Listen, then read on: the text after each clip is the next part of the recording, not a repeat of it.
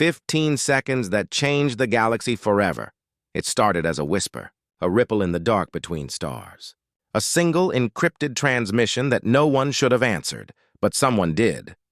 When the probe from the Varelian Dominion intercepted the ancient signal, it pulsed only once, then fell silent.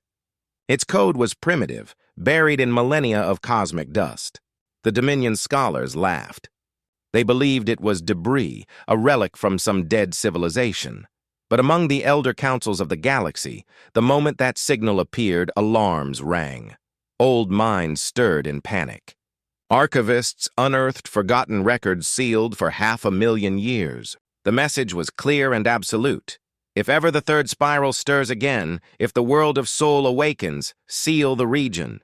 Do not approach. Do not speak. Do not awaken the humans. The elders called it protocol silence. And for eons, every species obeyed. Until now.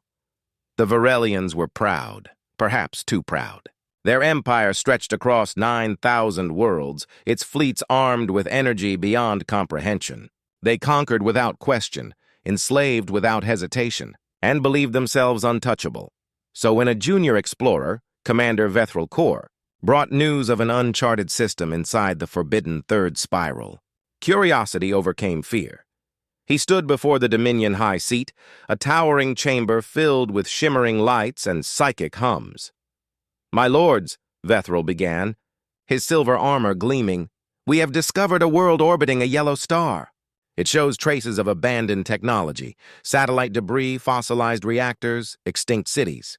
Clearly, the species that built them has long perished. The warning is superstition. Permit me to explore," the chamber buzzed with murmurs. An elder Varelian, its translucent skin glowing faintly blue, raised a tendril. "You know the edict. The humans were sealed by the First Council themselves," Vethril smirked. "With respect, the First Council died 5 eras ago. We, the living, should not fear the ghosts of a dead planet." The elders hesitated. Then the High Regent spoke, a voice ancient but tired. "Proceed. But if your expedition stirs what sleeps beneath Sol, the blame will be yours alone." The Varelian Ascendant, a ship the size of a small moon, slipped into Sol's system without fanfare. Its hull shimmered like oil, its engines silent in the vacuum. Sensors swept across the planets: Mercury, Venus, Mars, and then Earth. Earth green, blue, and silent. Ruins covered the continents, yes, but the readings puzzled them. Underneath the surface, the planet was alive with residual energy. Power grids hummed without input. Machines slept beneath oceans, and deeper still, buried beneath the crust, were signatures of something vast, something dormant. Commander Vethril ordered a descent. As the landing craft pierced the clouds, they saw the cities, towering skeletal remains of glass and steel swallowed by forests. Roads crumbled beneath moss, skyscrapers pierced by trees. The planet had healed from its scars. "It's magnificent," Vethril murmured. "A civilization that burned bright and died alone." The scientists began taking samples, analyzing ruins, translating inscriptions. One phrase appeared again and again, on walls, monuments, and tablets half buried in dust. "We will return." For weeks they searched. They found no life, no movement, only silence and the faint hum of machines deep below. Until day 36. That was when they found the vault. It lay under what had once been the city called Geneva. The gateway was sealed with layers of composite metal no plasma torch could pierce. But Vethril was impatient. He ordered their disintegration beams to cut through. The vault opened with a hiss like an exhale from the planet itself. Inside, they found rows of capsules, thousands of them, each containing a figure, pale, human, sleeping. A scientist gasped.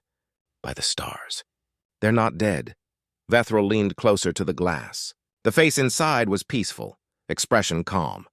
"So this is humanity." "Commander," the technician stammered, "there's a pulse, faint but steady, impossible. After all this time, it's stasis technology, but more advanced than anything we've seen. The machines are self-repairing. They've kept them preserved perfectly." Vethril smiled. "Then we are not explorers. We are gods who have found ghosts to resurrect." He turned to his crew. "Wake one!" The alarms began almost immediately. The capsule lights flickered red, and the hum of the vault deepened into a steady, rhythmic thrum, like a heartbeat. "Power readings are spiking," cried the engineer. "It's drawing energy from the planetary grid." "What grid?" Vethril snapped. "The system's dead." "No, Commander. It's not. The entire planet's energy network just came online." The ground trembled. Above them, across continents, forgotten satellites reactivated, flashing with light. Oceans stirred as turbines beneath the waves roared to life. Somewhere in orbit, an ancient beacon blinked for the first time in millennia, Morse code. Primitive, slow, but clear. It said, "We are awake." When the first human opened their eyes, the temperature dropped 10 degrees. The air itself seemed to hold its breath. He was tall, scarred, his eyes gray and cold as steel. The monitors around his capsule flashed data in languages no Varelian could read. The human sat up. For a long moment he said nothing. He simply looked at them, the aliens who stood trembling before him. Vethril straightened, forcing authority into his voice. "I am Commander Vethril Kor of the Varelian Dominion. You are—" The man's voice interrupted, quiet but firm. "Humanity." He looked around, studying the room, the machines, the aliens. His gaze was analytical. Soldiers' eyes, not scholars. "You woke us," Vethril swallowed. "You were in stasis. We believed your species extinct," the human smiled faintly. "Extinct. That's a word the weak use when the strong are sleeping." He stood, moving with slow confidence. "How long has it been?" "Over 10 millennia by our measure," the man nodded slowly. "Then you should have left us buried. From orbit." The Dominion ship began receiving strange readings from Earth's surface, signals in hundreds of frequencies, rising exponentially. The ship's AI reported, "Commander, global activation protocols are spreading. Autonomous networks are reawakening. Planetary defense systems online," Vethril's second-in-command hissed. "Defense systems? Against what?" The AI paused. "Against intrusion." Then the planet fired. Beams of invisible energy tore through the sky, slicing the Dominion's landing craft in half. Orbital satellites turned like eyes toward the heavens, targeting the Ascendant. Every long-dormant weapon the humans had left behind sprang to life as if guided by unseen hands. Vethril roared, "Shields up! Return fire!" But the ship's plasma lances dissolved harmlessly against Earth's ionosphere. It wasn't just defense, it was reflection. The planet had learned to mirror their attacks. What kind of world is this? The weapons officer screamed. "The kind that remembers," Vethril muttered. On the surface, the human, who the reactivated systems identified as Captain Elias Rourke, was already issuing commands. All around the planet, stasis vaults opened one by one. Men and women emerged, soldiers and engineers, medics and strategists, all disoriented but alive. They moved with mechanical precision, guided by the awakened network. Rourke spoke softly, but his words carried across the comms like thunder. "Status." An AI voice, ancient but calm, replied. "Defense grid online. Orbital ring 83% functional. Energy reserves sufficient for short engagement." Rourke nodded. "Then let's make our guests feel welcome." The Dominion fleet above. Earth faltered as new contacts appeared on their sensors. Ships, materializing from the dark side of the moon, old, rusted, yet alive. Human warships, hundreds of them, rose from their burial beneath lunar dust. Their hulls gleamed silver and black, marked with a symbol the Dominion had never seen before, a single star enclosed in a broken circle. They moved silently into formation. Vethril's aide whispered, "Commander." "They were under our feet this whole time." The Varelian fleet opened fire, lances of plasma and fusion light streaking across the void. But the human ships did not evade. They simply shimmered, and the weapons passed through them as though through air. "Decoys!" someone shouted. "They're holograms." But they weren't. Each ship flickered between matter and energy, phase-shifting in patterns that made targeting impossible. And when they fired back, their weapons didn't burn or explode. They erased. Entire Varelian cruisers vanished, deleted from existence like files purged from a system.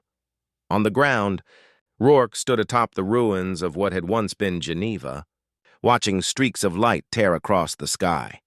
His second, a woman named Kira Vance, approached. "They'll call for reinforcements." "They already have," Rourke said. "But this isn't about the Dominion. This is about the ones who told them to stay away." "You mean the elders?" He nodded slowly. "They knew what we were, what we'd become, and they were right to fear it. Then why wake us?" Rourke looked toward the stars. "Because someone forgot the difference between curiosity and arrogance. Hours later, the Dominion fleet shattered. The survivors fled in panic, warping away in blind desperation. The Ascendant, crippled and burning, limped into high orbit, its communications filled with terrified transmissions. But before they could escape, every screen on every ship went black. Then a face appeared, human, cold, calm. Rourke. His voice echoed through every Varelian vessel. "You came uninvited. You woke what should have slept. Now listen carefully, because this is your only warning." He leaned closer, eyes like steel. "Tell your elders the silence is over. Humanity remembers. The transmission cut." In the cold expanse between stars, word of the awakening spread faster than light. Rumors, half-truths, and transmissions whispered in the void. Worlds that had long forgotten Earth began to remember the warnings carved into the pillars of their histories. Do not disturb the sleepers of soul, but it was too late. Humanity was no longer sleeping. The Varelian Dominion, humiliated and scarred, tried to erase the incident. Entire crews were silenced, data records purged. The High Regent ordered the surviving officers confined to eternal memory cells, alive, conscious, but unable to speak, yet whispers still escaped. Soldiers who'd seen Earth with their own eyes told stories in trembling voices, of ships that moved like shadows, of weapons that killed without light or heat, of a single human who stared into their souls and made them remember fear, and fear spread like wildfire. In the grand assembly of the Elder Council, 12 ancient species gathered. Their bodies shimmered with age, forms long since evolved beyond flesh. The chamber floated above the event horizon of a tame black hole, hidden from the galaxy's lesser races. Here the true rulers met, the ones who had decided millennia ago that humanity must never rise again. The presider, a luminous being of crystalline energy, spoke first. "We warned them. The Dominion has violated the seal." "They did more than violate it," hissed another. "They awakened the humans." A silence followed. Even the black hole seemed to still. "They cannot be as they once were," a younger elder said cautiously. "Their world was broken. Their time passed." The presider pulsed, colors shifting to a deep red. "You do not understand what humanity is. They are not a race. They are a contagion, will-made flesh. When they rise, the stars tremble." An image flickered in the center of the chamber. Earth, glowing faintly blue again. Above it hung symbols, human ships, gathering in silent formations. "We contain them now," another elder declared, "before they rebuild." Across the galaxy, fleets mobilized. The Varelians, shamed but still mighty, joined with the Cathari swarm and the crystalline Aurolith hierarchy. A combined armada, 2,000 capital ships, 10 million drones, and enough firepower to sterilize a solar system, set course for Sol. They called it Operation Silence. In their minds, it would be simple. Overwhelming force, no survivors, a quick return to the comfort of ignorance. But deep beneath the blue clouds of Earth, humanity was already preparing. In the underground control chambers, the air hummed with activity. Thousands of humans worked side by side with resurrected AIs, machines that spoke in calm tones, their interfaces flickering with ghostly light. Every vault across the planet was awake now. Cities once lost to time had come alive again, not with chaos, but with purpose. Captain Elias Rourke stood before a holographic display showing the Sol system. "Status?" Kira Vance, her hair tied back in a soldier's knot, replied crisply. Lunar fleet restored to 70% functionality. Mars defense array online. Orbital rings are stable, but power cells are degrading. Rourke nodded. And the message? Broadcasting on all channels, as you ordered. The transmission was simple. One line, repeated across every known frequency. We remember who we are. The incoming fleet arrived 3 days later. They entered Sol like a dark storm, blocking out the stars. Massive, elegant, and ancient, ships that could slice moons apart. The Armada formed a blockade around the system, weapons primed, engines glowing with murderous intent. The Varelian flagship Empyrean sent a hail. To the humans of Sol, you are in violation of galactic containment. Power down all systems and surrender yourselves for termination. Resistance will result in planetary cleansing. The reply came seconds later, transmitted on the same frequency. It was Rourke's voice, calm, cold, and unmistakably human. Termination. That's a word the weak use for something they don't understand. The fleet fired first. 1,000 beams of searing energy converged on Earth, bright enough to outshine the sun. The ocean boiled, the sky split, and continents trembled. But the planet endured. When the light faded, the Armada realized the truth. Their attack had not struck the planet at all. It had hit something else. Something vast, invisible, and ancient that surrounded Earth like a cocoon. Rourke smiled grimly. They're learning. What is it? Kira asked. He turned to the hologram. The Dyson Veil, humanity's last project before the long sleep, a planetary defense lattice woven through subspace. Will it hold? He glanced at the energy readings. It's not about holding. It's about mirroring. The next wave of enemy fire struck and instantly reversed direction, slamming back into the attackers with equal force. Ships vaporized in pairs, their own weapons turned against them. Panic rippled through the fleet. Commanders barked orders. The Cathari unleashed swarm clouds, billions of microscopic drones that devoured everything they touched. The Orolith fired crystalline pulse weapons that fractured space itself. The Varelians activated quantum nullifiers designed to collapse energy fields. Earth responded. From the dark side of Jupiter, human war platforms emerged, massive constructs shaped like shattered moons, covered in shimmering plates. They did not fire lasers or missiles. Instead, they unleashed gravitational ripples that tore through the enemy ranks like invisible waves, crumpling ships as if they were paper. The galaxy's most powerful weapons met humanity's forgotten genius and broke against it. On the bridge of the Empyrean, Admiral Varus of the Varelians watched in horror as his fleet disintegrated. He turned to his officers. How is this possible? They were asleep for millennia. A tactical AI flickered beside him. Analysis. The humans anticipated containment. They designed countermeasures for technologies not yet invented. That's impossible! Correction. Improbable. Not impossible. Varus clenched his jaw. Then we change tactics. If their defenses are adaptive, we attack their origin. The planet itself. As the Armada shifted formation, dozens of super dreadnoughts moved into position. Their cores glowed as they began charging their primary weapons, planet crackers capable of splitting worlds. From Earth's surface, Rourke watched the readings climb. They're going to try to end this the old-fashioned way, he murmured. Kira frowned. We can't reflect that much energy. No, Rourke agreed. But we can redirect it. He turned to the AI network. Initiate mirror line protocol, the AI's voice replied, steady as ever. Warning, redirection will destabilize subspace flow for entire system.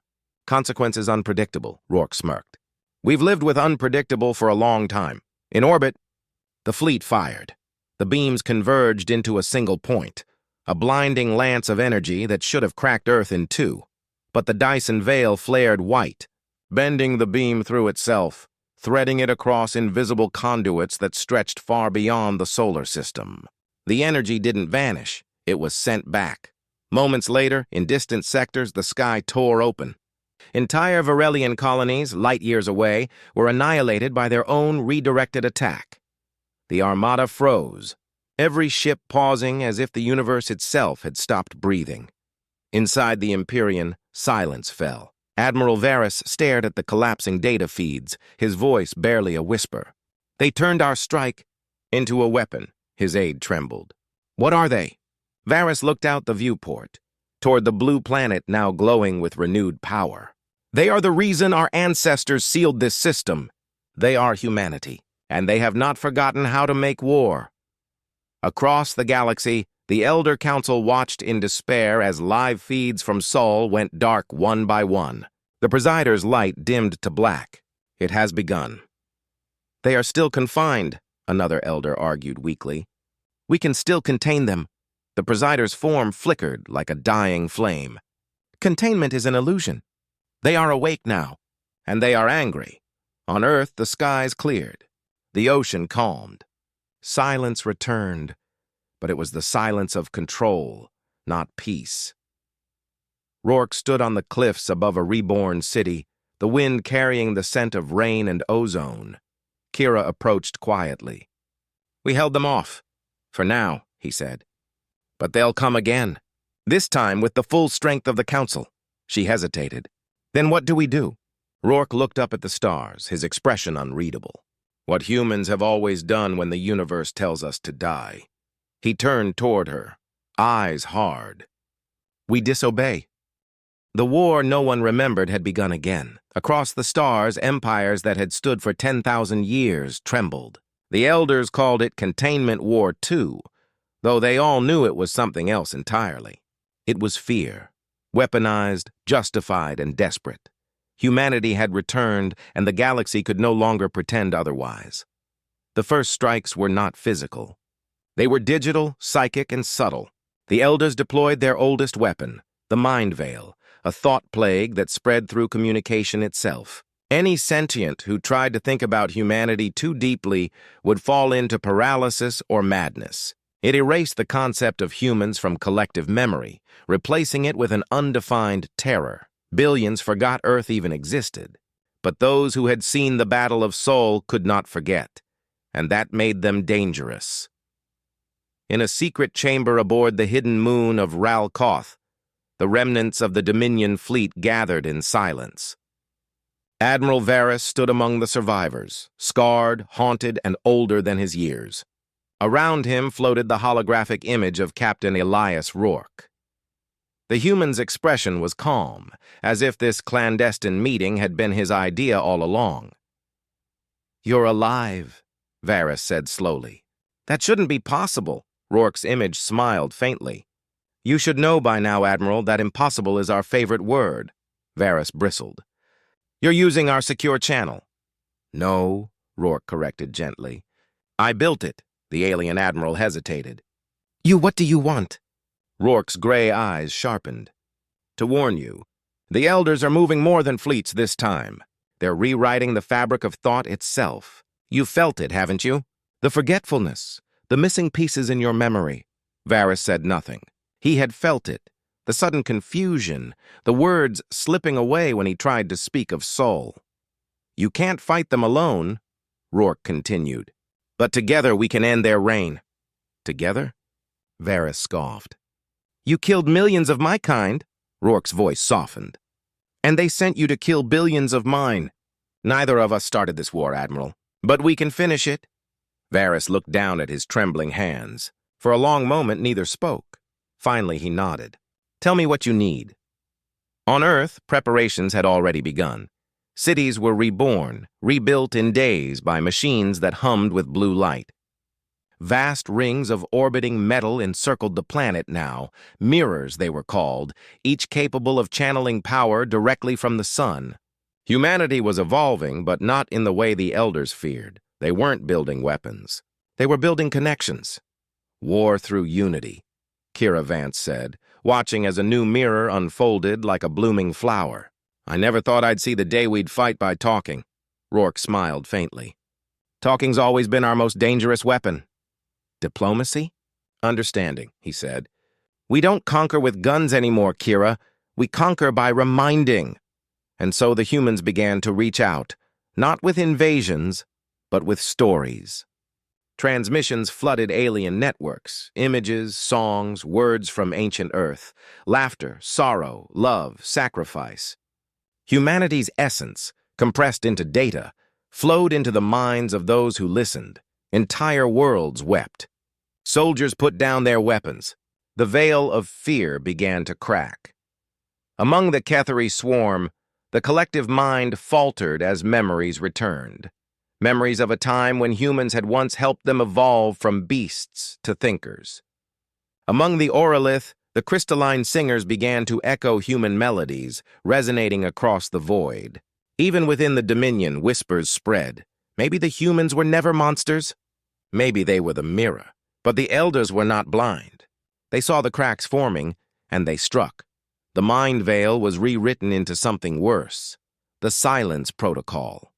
It did not erase memories. It erased truth itself. Records changed, signals inverted, time rethreaded, entire human fleets disappeared from history overnight. Colonies vanished as if they had never been. When the elders declared in their councils that Earth had fallen, the galaxy believed them, but Rourke knew better, because Earth was still here, and it had learned to move. The Dyson Veil was no longer bound to a single world. It had become a mobile field, wrapping itself around space like a living thing. Earth shifted its position, phase-jumping between realities, unseen and unreachable. To outsiders, the solar system was gone, a myth swallowed by the void. Inside that veil, humanity rebuilt in peace. Outside it, the galaxy began to tear itself apart. Factions rebelled against the elders, demanding answers. The Dominion fractured. Old enemies united under strange banners. The balance of power shattered, and somewhere between those fractures, the humans waited. One night, if such a term meant anything in orbit, Kira Vance found Rourke standing alone in the observation dome. Stars stretched endlessly before him, streaked by the soft glow of the mirror network. "You knew this would happen," she said. "I hoped it wouldn't," he replied. "But hope's never been a strategy." She joined him, gazing out. "You think the elders will attack again?" "They already are. But next time they won't come for our planet. They'll come for our idea." Kira frowned. "And what's that?" Rourke's answer was quiet. "Freedom that remembers." Across the void, in the heart of the Elder Council, panic grew. The presider floated above the council floor, voice sharp and broken. Their influence spreads. "Whole sectors are rebelling. We cannot contain the infection," another elder pulsed angrily. "Then end the source. Collapse the Sol anomaly." "You do not understand," the presider thundered. "They are not in one place anymore. They are everywhere." The chamber shook as a resonance filled the void.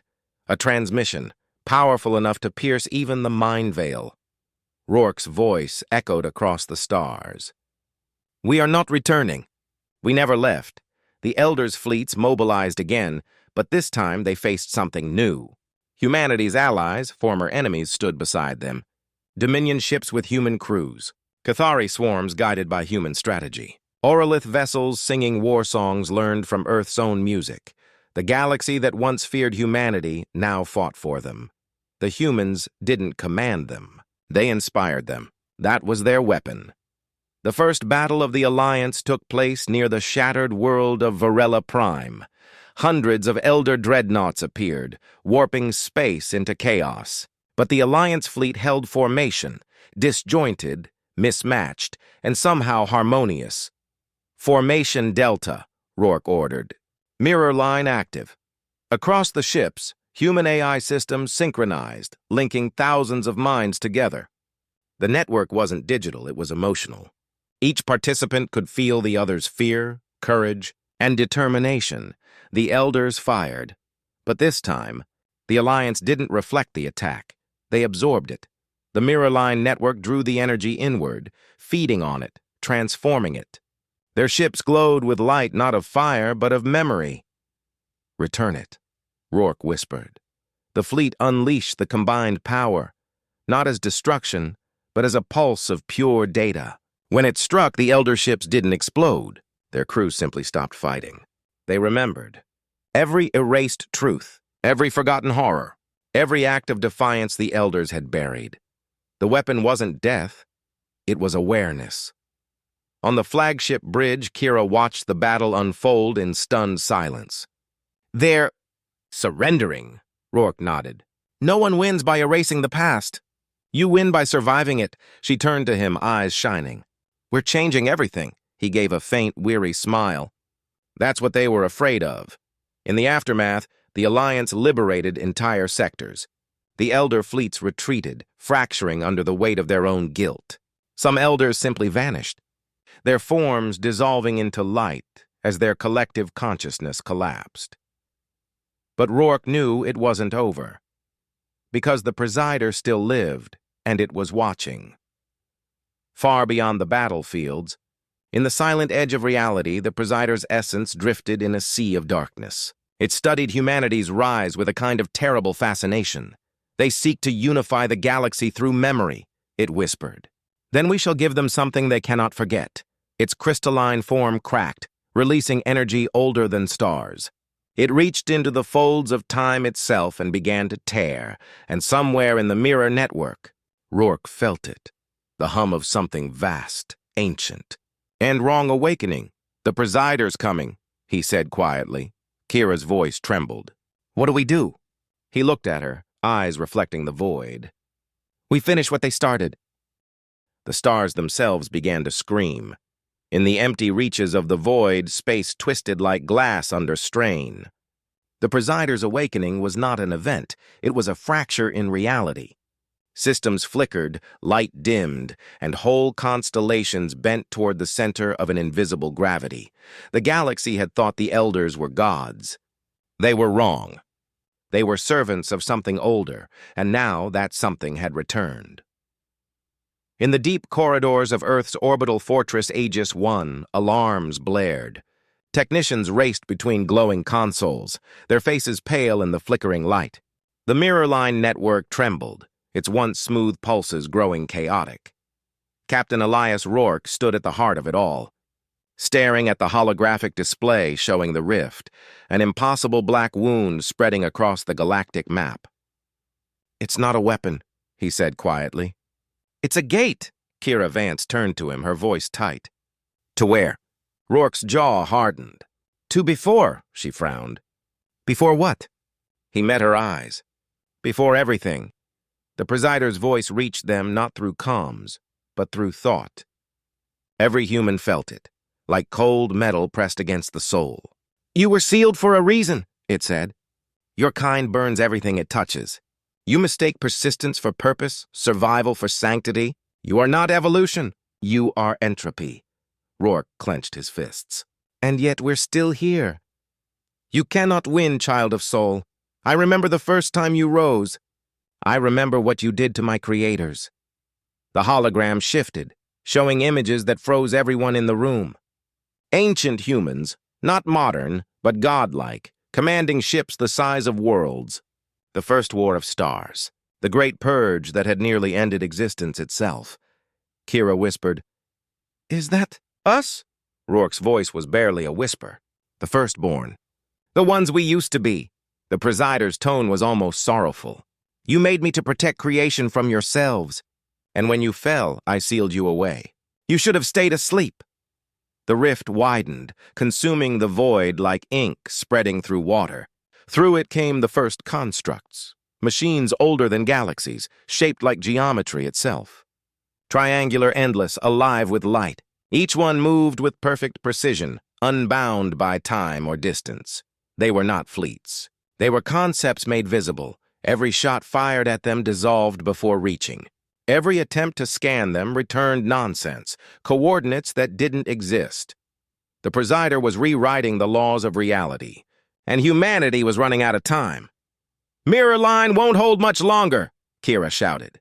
They're destabilizing quantum anchors across all nodes. Rourke's mind raced. We need to hit the rift directly. With what? It's absorbing everything we throw. Not energy, he said. Memory, she stared.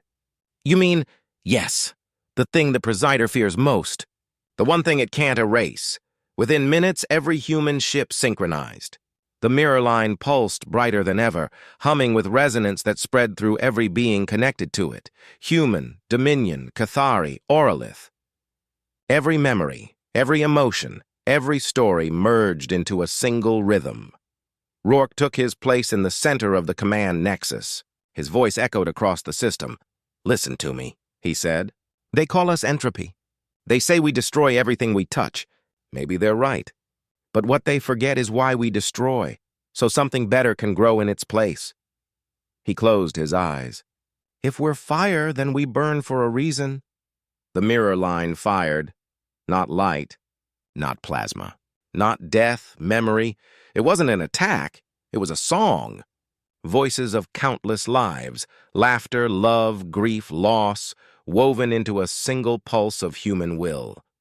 The wave struck the rift, and for the first time, the constructs faltered.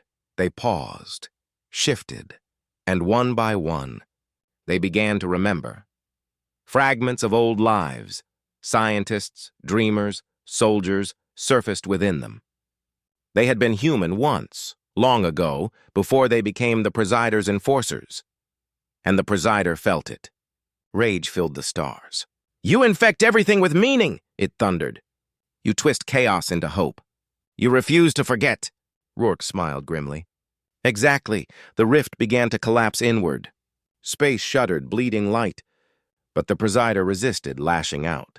Beams of raw existence tore through the human fleet, erasing entire ships from being. The mirror line trembled on the edge of failure. Kira gripped her console, teeth clenched. "We can't hold it. We need more output." Rourke looked at her, eyes steady. "There's only one way." He reached for the core link, a direct neural connection to the entire mirror line network. The human mind was never meant to touch something that vast. Kira's eyes widened. "Elias, you won't survive that." He smiled faintly. "Neither will it." He connected. Instantly, his consciousness expanded beyond comprehension.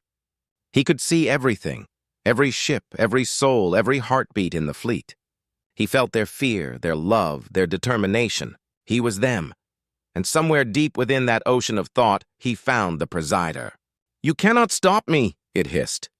"You are but one." "No," Rourke replied softly. "I'm everyone." He poured humanity into the rift, billions of lives, billions of voices. The Presider screamed as its constructs dissolved into light. The rift convulsed, twisting upon itself, devouring its own origin. Kira's voice cried over the comms, "Elias, disconnect! The field's collapsing!"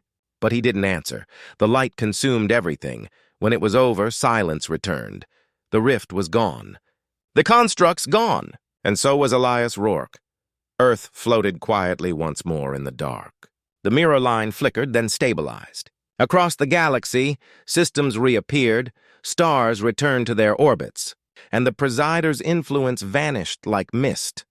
Humanity had won, but at a cost that words could barely hold.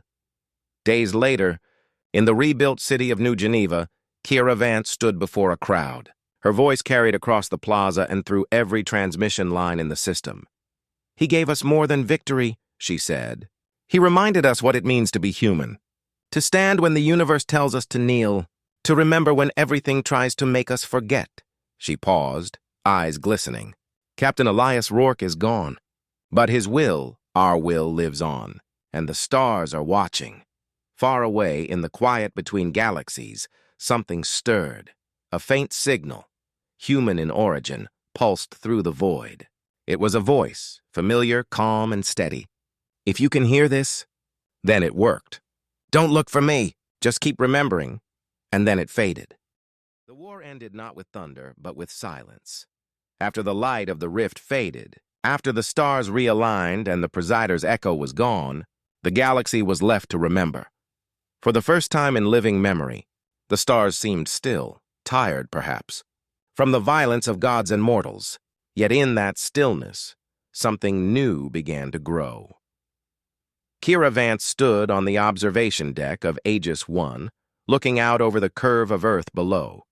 It had been 3 months since Elias Rourke vanished into the mirror line. 3 months since humanity had been forced to look inward and ask what it had become. Below her, the oceans gleamed like liquid sapphire. The scars of orbital bombardments and defensive strikes had already begun to fade. The planet was healing. She touched the viewport, whispering, "You did it, Elias. You really did."